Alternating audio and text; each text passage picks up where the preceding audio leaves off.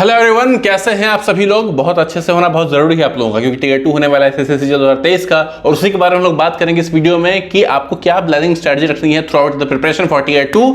इसी के बारे में ये डिस्कशन करेंगे हम लोग अच्छे से, ठीक है।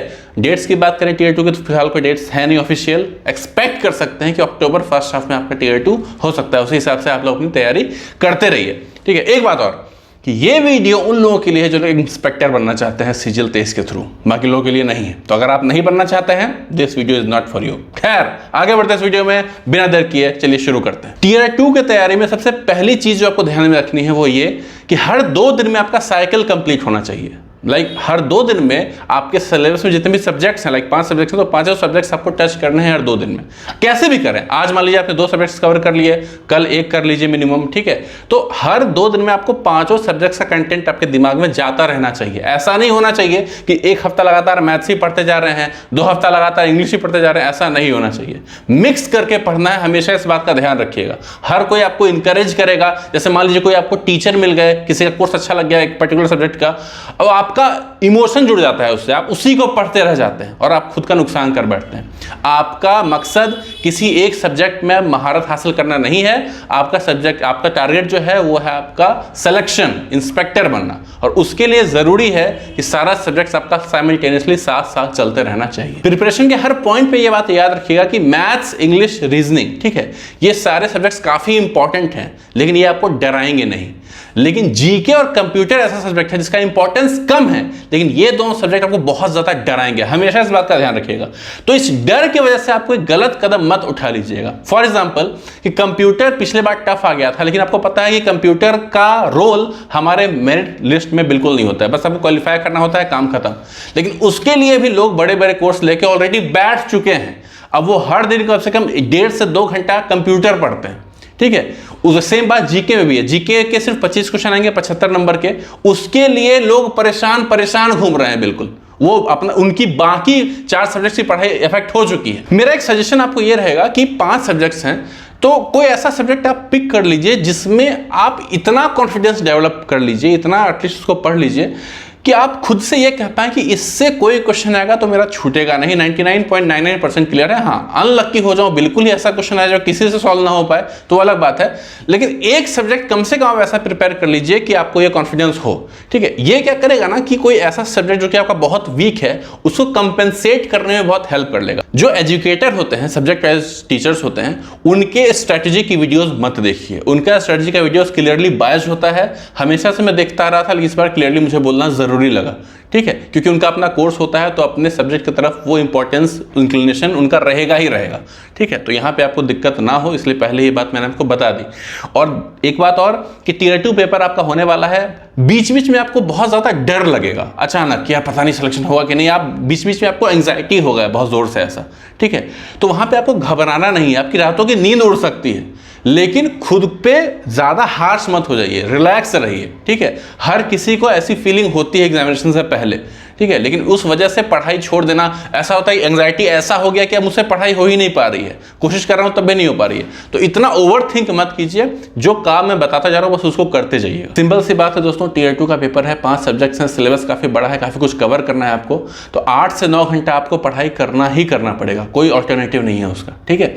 अब आप कहीं जॉब कर रहे हैं तो अभी नहीं, लेकिन जब डेट अनाउंस हो जाएगा टियर 2 का, उसके बाद आप ईएल ले सकते हैं, लीव ले सकते हैं। और अगर आप फुल टाइम स्टूडेंट हैं फिर तो कोई बात ही नहीं है। हाँ, अगर आपको ऐसा लग रहा है कि टियर 2 में मेरा सिलेक्शन नहीं हो पाएगा, मेरा लेवल बिल्कुल भी नहीं है, गलती से मैं टियर 1 को शायद क्वालिफाई कर जाऊं, लेकिन मैं कर नहीं पाऊंगा, आपको ऐसा फील पता है, आप ऑनेस्टली अपने आप को ये बात कह पा रहे हो, तो कोई बात नहीं, अभी ये एफर्ट ना करके ये एफर्ट 2024 के लिए आप बचा के रख सकते हो। सेंसिबल बात कर रहा हूं मैं हवाई मोटिवेशन नहीं देता हूं कि नहीं एकदम आपका लेवल 0 है फिर भी आप 2 महीना में कर लोगे, ऐसा नहीं होता है, ठीक है। तो अगर आप समझदारी से ये डिसाइड करवा रहे हो नहीं इस साल तो नहीं हो पाएगा क्योंकि मेरी तैयारी नहीं है, तो अगले साल के लिए आप इस तरीके से एफर्ट करना टियर 2 से पहले। ये मैंने आपको अभी एक रिमाइंडर टाइप का मैंने आपको दे दिया। मॉक टेस्ट की बात करूं तो उसके लिए आप फिलहाल वेट कर सकते हैं। पहले का जो पैटर्न था तो मैं हमेशा इंकरेज करता था कि डे 1 से ये मॉक टेस्ट देना शुरू कर दीजिए, स्पेशली टियर 2 में, क्योंकि आपके लिए पास बहुत ज्यादा सिलेबस बचता नहीं है, बस प्रैक्टिस प्रैक्टिस प्रैक्टिस ही करना होता है आपको, ठीक है।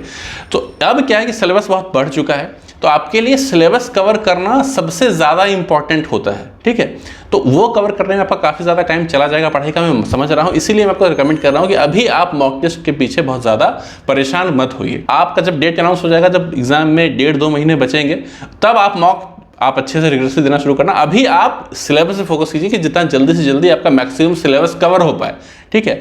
अब यहाँ पे आप इस चीज़ को लेकर अनलकी हो सकते हैं कि मान लीजिए कि कोई सब्जेक्ट आपने पढ़ा, आपको कॉन्फिडेंस है कि यार इससे कोई क्वेश्चन आ जाएगा तो मैं कर ही लूँगा, मतलब ठीक ठाक मैंने इसको पढ़ लिया है, और एक सब्जेक्ट का आपने छोड़ दिया कि इसको मैंने पढ़ा ही नहीं, इससे मेरा नहीं आ पाएगा, अगर आ गया क्वेश्चन तो मैं नहीं करूँगा इसको। आपका किस्मत खराब ऐसा हो गया, जो आप जिस सब्जेक्ट को आपने कवर किया, कंप्लीट किया, उससे बहुत मुश्किल क्वेश्चन आ गया, और जिस सब्जेक्ट को आपने टच भी नहीं किया उससे बिल्कुल ईजी क्वेश्चन आ गया, ठीक है, ऐसा हो सकता है। तो इसीलिए, और अब हर एक क्वेश्चन का वैल्यूएशन काफ़ी बढ़ चुका है, तो इसीलिए मैं कह रहा हूं कि आप हर एक चीज़ को कवर करने की कोशिश करें, ठीक है, बहुत ज़्यादा डीप में नहीं, बट ऊपर ऊपर से भी आपको हर एक चीज़ का आइडिया होना ज़रूरी है, ताकि आप अगर अनलकी भी हों फिर भी आपके चांसेस बने रहें, you stand a chance in the examination to qualify. अगर आपको सिलेबस बचा हुआ है तो पहले आप सिलेबस कवर कर लीजिए, मैं ये कह रहा हूँ। लेकिन जो लोग दे रहे हैं मॉक, अभी से बहुत अच्छी बात है, मॉक आप दे रहे हैं, चाहे टाइमर के साथ आप प्रैक्टिस कर रहे हैं, आप दोस्तों ये कोशिश कीजिए कि आपके वहां जो टाइमर लगा है वो तो लगा ही है, कोशिश कीजिए कि वो टाइमर आपके दिमाग में ना चला जाए, ठीक है, क्योंकि आप जब आपके दिमाग में टाइम का ख्याल रहेगा, आप पूरा फोकस आपका क्वेश्चन पे नहीं होगा, सिली मिस्टेक्स होंगी ही होंगी, ठीक है।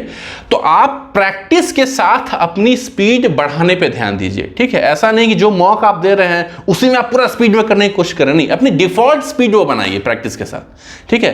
तो अगर आप हमेशा ही सुनिए टाइम कम है, टाइम और ऐसे कीजिए, हड़बड़ाइएगा तो आपका गलती होगा ही होगा, सिली मिस्टेक्स होगा, आपको कोई रोक नहीं सकता है। तो जो आपकी डिफॉल्ट स्पीड है उसी स्पीड से आपको पेपर अटेम्प्ट करना होता है, बस प्रैक्टिस करते करें, रोज प्रैक्टिस कीजिए, रोज प्रैक्टिस करिए, उससे आपका डिफॉल्ट स्पीड धीरे धीरे इंक्रीज करता है। अब सब्जेक्ट वाइज थोड़ी सी बात कर लेते हैं। बात करें मैथ्स की सबसे पहले, तो यार मैथ्स, अब मैं बोलूं, मैंने 2022 का पेपर देखा, 23 का पेपर देखा, तो मैथ्स के क्वेश्चंस अब इजी हैं, इजी का थोड़ा सा हायर लेवल आप बोलो, मैं मॉडरेट भी नहीं कहूंगा, ठीक है। 25 क्वेश्चन या 30 क्वेश्चन जो मैथ्स के हैं, उसमें से 2 या 3 क्वेश्चन आपको दिख सकते हैं जो थोड़े से अच्छे हैं, थोड़े कैलकुलेटिव हैं, आपको ऐसा लग सकता है, लेकिन बाकी पेपर, मेरा मैथ्स कोई अच्छा नहीं है, ठीक है, मैं क्लेम कर रहा हूँ कि मेरा मैथ्स कोई बहुत अच्छा नहीं है, स्टिल मैं ये बात बोल रहा हूँ कि मुझे मैथ्स के क्वेश्चन बहुत इजी लगे, लगभग सारे सेट्स के, ठीक है। हाँ, अब क्या हो गया है ना, अब सिलेबस थोड़ा सा ब्रॉड हो गया, प्रोबेबिलिटी, स्टैट्स, ये सब भी इंक्लूड कर लिया गया है। तो पहले थोड़ा सिलेबस छोटा था लेकिन डीप था, अब क्या है, सिलेबस थोड़ा सा बड़ा हो गया है और शैलो हो गया है, छिछला हो गया है, ठीक है। तो स्टैट या प्रोबेबिलिटी के क्वेश्चन आ रहे हैं, काफी इजी क्वेश्चन आ रहे हैं, बहुत मुश्किल क्वेश्चन नहीं आ रहे हैं। तो इन सारे चैप्टर से कॉन्सेप्ट्स आप क्लियर रखिए, और किरण का बुक अगर आपके पास में है, आप आराम से उससे प्रैक्टिस कीजिए, आपका कोई क्वेश्चन नहीं छूटेगा, ठीक है। बिल्कुल सिंपल सा खेल है मैथ्स में अब ज्यादा दम रह नहीं गया है। और ये चीज बहुत अच्छी की है एसएससी ने, कि जो दूसरे स्ट्रीम्स के बच्चे होते थे, आर्ट्स के, कॉमर्स के, वो लोग थोड़ा सा परेशान होते थे कि हम लोग के लिए एसएससी नहीं है, क्योंकि हम लोग का मैथ्स बैकग्राउंड है नहीं, तो it's not good for us, CGL की बात करें तो। लेकिन मैथ्स का सिलेबस थोड़ा सा लेवल थोड़ा सा नीचे लाया गया है, जिससे कि उन लोगों का कॉन्फिडेंस बढ़ा है, एक इंक्लूसिव सिलेबस हो गया है, तो ये अच्छी बात है, ठीक है।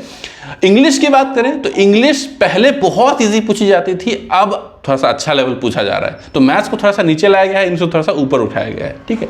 तो इंग्लिश में जो कुछ भी करना है आपको पता है कि आपको इंट्रोडक्शन याद करना है, आपको ग्रामर रूल्स आपको पता होने चाहिए, आपको मॉक देना है, सब कुछ आपको पता है, वो आप कर रहे हैं।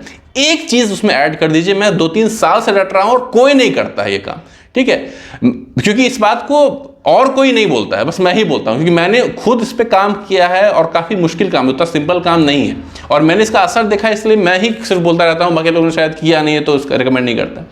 इंग्लिश में आप रीडिंग जरूर कीजिए, और रीडिंग कीजिए बायलिंगुअल मैगजीन से। एक मैगजीन आती है, कई सारी मैगजीन जो कि हिंदी में भी होती है, इंग्लिश में भी होती है, सेम ट्रांसलेशन। आप पहले इंग्लिश पढ़िए, कहीं आपको नहीं समझ में आता है उसका हिंदी देखिए।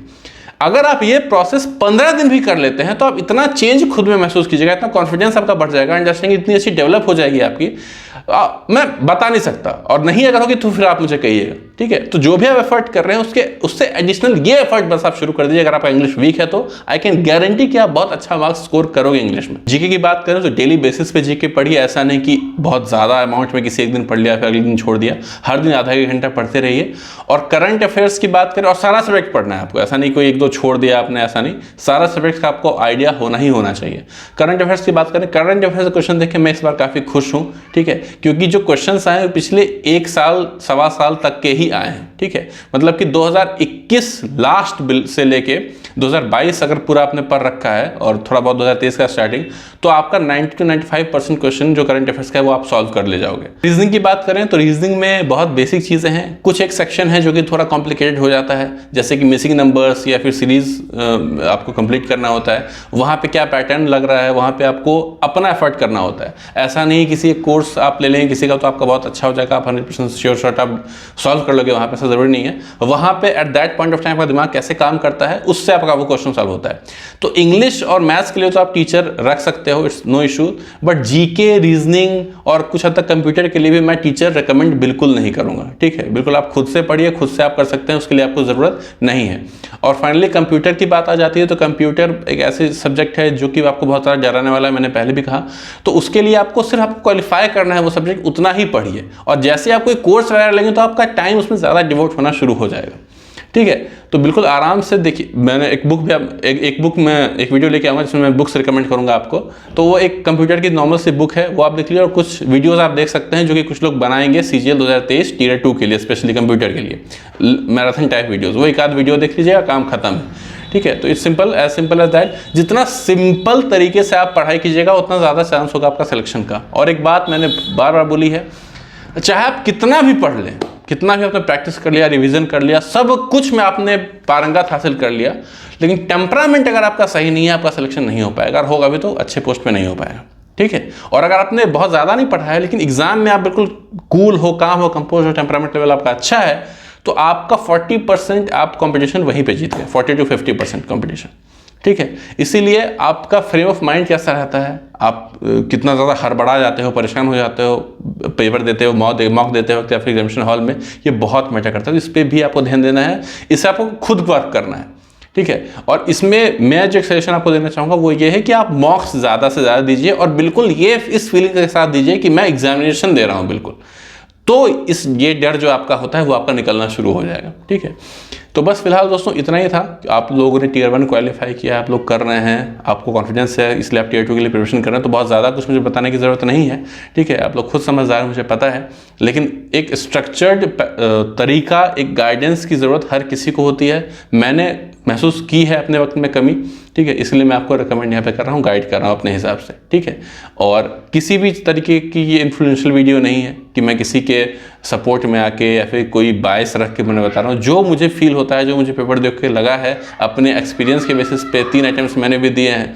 ठीक है, तो मुझे पता है कैसा होता है पेपर, क्या चीज़ें आप लोगों को, हम लोगों को फेस करनी होती हैं। तो उसी के बेसिस में रिकमेंडेशन दे रहा हूँ। फॉलो करना है नहीं करना है वो आपके ऊपर है, बट मैं हमेशा यही चाहूँगा कि आप जो भी एग्जामिनेशन दो, जब भी दो, जैसे भी दो, आप सक्सेसफुल ज़रूर हो। ठीक है, तो फिलहाल इस वीडियो में इतना ही, बहुत जल्दी मिलते हैं अगले वीडियो में, तब तक के लिए बाय बाय।